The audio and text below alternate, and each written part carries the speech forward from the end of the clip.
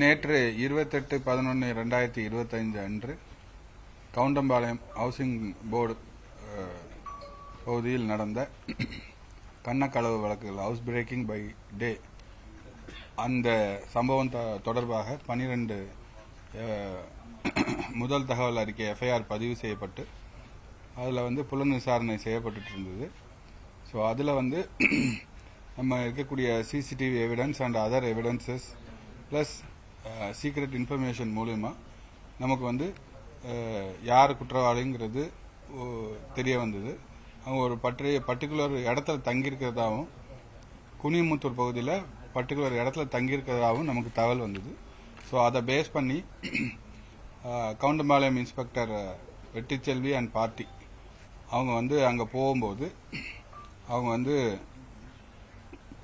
அந்த குற்றவாளிகள் போலீசாரை தாக்க முற்பட்டதால் அதில் ஒரு காவலருக்கு இடது கையில் ஒரு காயம் ஏற்பட்டதால் தற்காப்புக்காக அவங்க 3 பேரையும் பலப்பிரயோகம் யூஸ் பண்ணி துப்பாக்கியால் சுட்டு அவங்க 3 பேரும் பிடிக்கப்பட்டிருக்காங்க. 3 பேரோட பெயர் இர்ஃபான்,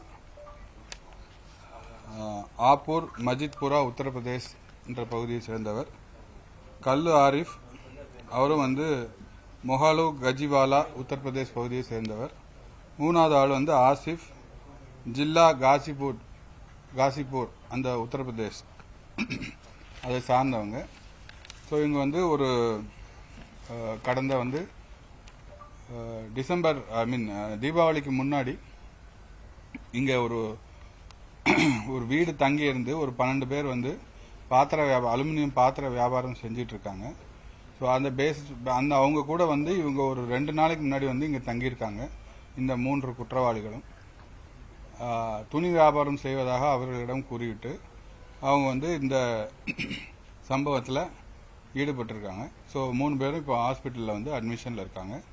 ஸோ ப்ராப்பர்ட்டி போனது 52 சவரன் 3 லட்சங்கிறது நேற்று எல்லாரும் எழுதியிருக்கீங்க. பட் ஆக்சுவல் ப்ராப்பர்ட்டி போனது 42 பவுன், 34 கிராம் கவரிங் நகைகள் அதிலே இருந்தது.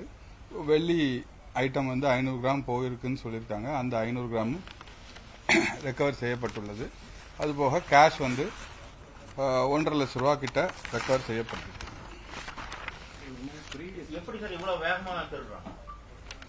அவங்க மேபி எக்ஸ் அஃபெண்டரா இருக்கலாம். ஸோ நம்ம அவங்க கைரேகைலாம் இப்போ எடுத்து உத்தரப்பிரதேஷ், ராஜஸ்தான், டெல்லி, மத்திய பிரதேஷ் போன்ற பகுதிகளுக்கு நம்ம அனுப்பிச்சிருக்கோம்.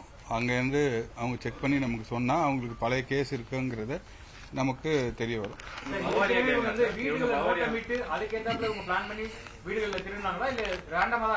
ரேண்டமா அவங்க ஏதாவது ஹவுசிங் போர்டு குவார்டர்ஸ், இந்த ஃபேக்டரி எம்ப்ளாயீஸ் குவார்டர்ஸ் அந்த மாதிரி இருக்கான்னு சொல்லி தேடி இருக்காங்க. ஸோ தேடின இடத்துல இந்த கவுண்டம்பாளையம் ஹவுசிங் போர்டு இதில் ஒரு மேசிவா வீடு இருக்கிறதுனால கண்டிப்பாக ஏதாவது பூட்டி இருக்கும் அப்படிங்கிற ஒரு கோணத்தில் உள்ள போய் எந்த வீடெல்லாம் பூட்டி இருக்கோ அதை எல்லாத்தையுமே அட்டம் பண்ணி அந்த சம்பவத்தை பண்ணியிருக்காங்க. அவங்க 2 டேஸ்க்கு முன்னாடி வந்திருக்காங்க. ஒரு 3 ஹவர்ஸ்க்குள்ள மேக்சிமம் அவ்வளவுதான். 12 பேர் இருக்காங்க கூட. அவங்களும் தொடர்பாகவும் விசாரணை நடைபெற்று வருகிறது. அதுதான் சொல்றேன். அதுதான் நமக்கு இப்போ அவங்க கன்ஃபெஷன்ல ஒன்றும் நமக்கு சொல்லல. அதனால நம்ம அந்தந்த டிஸ்ட்ரிக்ட்டுக்கு இப்போ மெசேஜ் வச்சு கேட்டிருக்கோம். பவாரியா கேங்னு சொல்ல முடியாது. அதெல்லாம் இப்போ பிரிலிமினரி இன்வெஸ்டிகேஷன்ல ஒன்றும் தெரியல. நம்ம அதை அங்கேருந்து இன்ஃபர்மேஷன் வந்ததுக்கு அப்புறம் தான் நம்மளால அறுதிட்டு சொல்ல முடியும். அது ஒவ்வொருத்தருக்கும் ஒவ்வொரு ரைட் லெக், எல்லாமே ரைட் லெக். நேற்று மத்தியானம் 3 மணிக்கிட்ட ரிப்போர்ட் ஆயிருக்கு. 3 மணிக்குள்ள முடிஞ்சிருக்கு சம்பவம். நமக்கு ஒரு 5-6 மணிக்கு தகவல் வந்தது. ஸோ இன்னைக்கு உங்களுக்கு தான் தெரியுது, இன்னைக்கு காலையிலே செக்யூர் பண்ணி 9 மணிக்குள்ள செக்யூர் பண்ணி வச்சு அந்த கோணத்திலையும் விசாரணை போயிட்டு இருக்குங்க. அதான் அவரு இன்வால்வ் இருக்காரா இல்லையாங்கிறது இப்போ அவரையும் விசாரணை பண்ணிட்டு இருக்கோம். ஸோ அவரோட பங்களிப்பு இதில் உண்மையிலே இன்வால்வ்டா இல்லையாங்கிறது இன்னும் கொஞ்ச நேரத்தில் தான் தெரியும். ப்ராப்பர்ட்டி ஃபுல்லா ரெக்கவர் பண்ணியாச்சுங்க. எப்படிங்க ரேண்டமா பாக்குறதா ஒவ்வொருத்தரும் ஒவ்வொரு வெர்ஷன் சொல்லுவாங்க. பட் நமக்கு கிடைச்ச வெர்ஷன் படி அவர் காலையில இருந்து இந்த ஆட்டோவை எடுத்து சுத்தி இருக்காரு. ஸோ அவரோட இன்வால்மெண்ட் இருக்கா அப்படிங்கிறது அவர்கிட்ட இருந்து இது ரெக்கவரி, அவருக்கு ஃபோன் கான்டாக்ட்ஸ், அவரோட மற்ற ஆக்டிவிட்டிஸை பார்த்து தான் நம்ம சொல்ல முடியும். அதெல்லாம் பிரிலிமினரி இன்வெஸ்டிகேஷன்ல இருக்கு. போட்டோ நான் உங்களுக்கு தர சொல்றேன். என்னங்க, ஒரு டீம் தான் போட்டிருந்தது. கவுண்டம்பாளையம் ஆய்வாளர் வெற்றிச்செல்வி தலைமையில தான் டீம் போட்டிருந்தது. அந்த டீமே குறுகிய காலத்தில் இந்த அக்யூஸ் எல்லாம் பிடிச்சிருக்காங்க. ஒரு பரபரப்பா இருந்த ஒரு சுச்சுவேஷன்ல வந்து ரொம்ப துரிதமா செயல்பட்டு அக்யூஸ் எல்லாம் செக்யூர் பண்ணிருக்காங்க. சார், ஏற்கனவே ஒரு வாரத்துக்கு முன்னாடி அதே கவுண்டம்பாளையம் காவல் நிலைய எல்லைக்குட்பட்ட ஸ்ரீதேவி நகர், பிஎன்டி காலனி, நல்லாம்பாளையம் உள்ளிட்ட பல்வேறு எல்லாமே இன்வெஸ்டிகேஷன் போயிட்டு இருக்கு. இரவு நடந்தது. அதெல்லாம் இன்வெஸ்டிகேஷன் போயிட்டு இருக்கு. இதை பற்றி மட்டும்தான் இந்த பிரச்சனை. எல்லாருமே 40 வயசுக்கு மேல அந்த மாதிரி இவங்க எப்படி சார் இவ்வளவு வேகமா அடிச்சாங்க? ஒவ்வொருத்தர் ஒவ்வொரு ஸ்கில் இருக்கும். ஸ்கில் செட் எல்லாம் நம்ம இப்ப அனலைஸ் பண்ணி அவங்க ஹவுஸ் பிரேக்கிங் எக்யூப்மெண்ட்ஸ் உங்களுக்கு தெரியும். ராடு, திருப்புலி, அந்த மாதிரி எக்யூப்மெண்ட்ஸ் எல்லாம் இருக்கு. சார், நான் என்ன கேட்கறேன்னா, கடந்த 10 நாட்களுக்கு முன்புதான் அதே கவுண்டம்பாளையம் காவல் நிலைய எல்லைக்குட்பட்ட பல்வேறு பகுதிகளில் கிட்டத்தட்ட ஒரு 6-7 வீட்டுல கொள்ளையடிச்சாங்க. அந்த இரவு நேரங்களில் போய் காவல்துறை அதுக்கான நடவடிக்கைகள் எடுத்தாங்க. அதுல குற்றவாளிகளை கண்டுபிடிப்பதற்கு இந்த அளவுக்கு ஒரு வேகம் காட்டாத காவல்துறை இந்த வழக்குல இவ்வளவு வேகம் காட்டுறதுக்கான காரணம் என்ன? அப்படிலாம் எல்லா குற்றத்திலையும் வேகம் காட்டல எல்லாம் கிடையாது. எல்லா குற்றத்திலையும் ஈஸியா அவ்வளோ ஈக்குவல் இம்பார்ட்டன்ஸ் கொடுத்தா பார்த்துட்டு இருக்கோம். நமக்கு கிடைக்கக்கூடிய க்ளூவின் அடிப்படையில தான் நம்ம எல்லா கேஸையுமே வந்து கண்டுபிடிக்க முடியும்.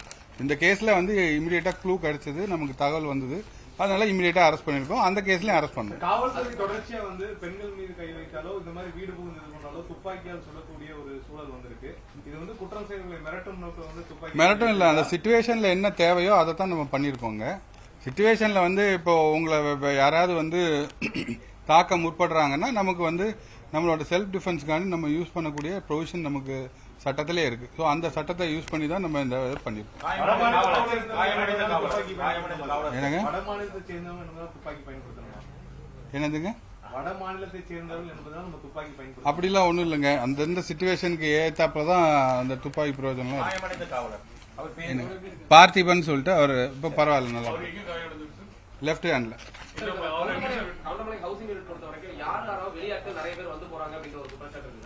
அந்த அசோசியேஷன் அவங்க they have to streamline the process. அவங்களுக்கு ஒரு செக்யூரிட்டி அதெல்லாம் நம்ம சொல்லியிருக்கோம். ஆல்ரெடி சிசிடிவிஸ் இன்ஸ்டால் பண்ண சொல்லியிருக்கோம். உள்ள வர்றது போறது எல்லாமே வந்து பேஸ்ட் ஆன் நிறைய அபார்ட்மெண்ட்ஸ்ல இருக்கிற மாதிரி RFID டேக் அந்த மாதிரிலாம் யூஸ் பண்ண சொல்லி ஆல்ரெடி அட்வைஸ் நம்ம வந்து மெமோ கொடுத்துருக்கோம். ஸோ அவங்க இனிமேல் ஃபியூச்சர்ல அதை ஃபாலோ பண்ணிட்டு தான். காவலாளி எல்லாம் இருந்திருக்காரு. எல்லாருமே இருந்திருக்கும் போது தான் இவங்க ஃப்ரீயா தான் போயிட்டு ஃப்ரீயா தான் வெளியே.